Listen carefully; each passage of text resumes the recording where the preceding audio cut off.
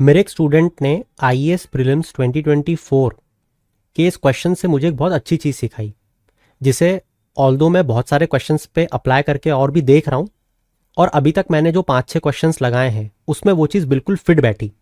तो मैंने सोचा आप लोगों के साथ उस चीज़ को शेयर करूँ, क्योंकि अब इस चीज़ से अप्लाई कर करके हम बहुत सारे क्वेश्चंस को सॉल्व कर पाएंगे।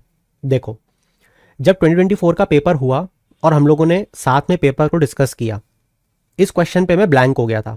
मुझे समझ में नहीं आ रहा था कि इस क्वेश्चन को कैसे क्रैक किया जा सकता है। उसने क्या प्रोसेस अपनाई एग्जाम पेपर में, मैं आपको वो बताता हूं। देखो, सबसे पहले आपको क्वेश्चन दिखाता हूं। क्वेश्चन क्या था?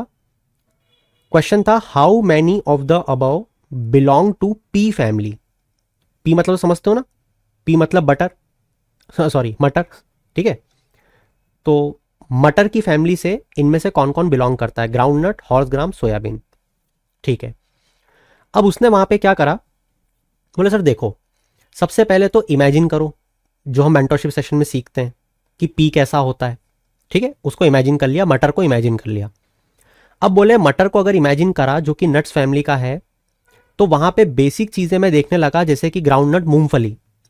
मूंगफली इज अ नट, वो स्क्विरल खाती है ना? सबने देखी हुई है, हाँ ठीक है।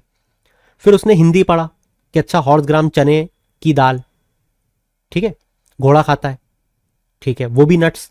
मतलब इमेजिन करके उसने मटर की साइज को और मटर को यह देखना शुरू किया कि उसके जैसा कौन कौन दिख रहा है।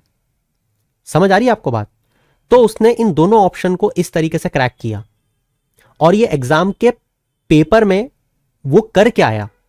इसीलिए इस चीज को मैं कॉन्फिडेंटली आपको बता पा रहा हूं। तो प्रेशर में भी इन चीजों को सोचा जा सकता है इस तरीके से, ये उसने मुझे सिखाया।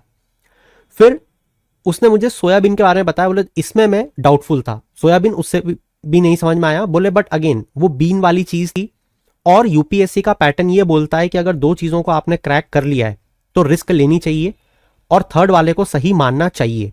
तो बोले सर इस बिहाफ पे मैं इन तीनों को सही मान के, क्योंकि दो मैंने क्रैक कर लिए थे, आई वॉज वेरी श्योर कि ये दो तो सही होंगे ही होंगे, तो मैंने थर्ड को भी सही मान के ऑल 3 मार्क कर दिया और मेरा आंसर सही था। तो ये टेक्निक आपको कैसी लगी? मुझे तो बहुत पसंद आई। मैंने 4-5 क्वेश्चंस पे अप्लाई करके देखी, उन पे सही भी बैठ रही है। बट आपका ओपिनियन क्या है वो जरूर बताना।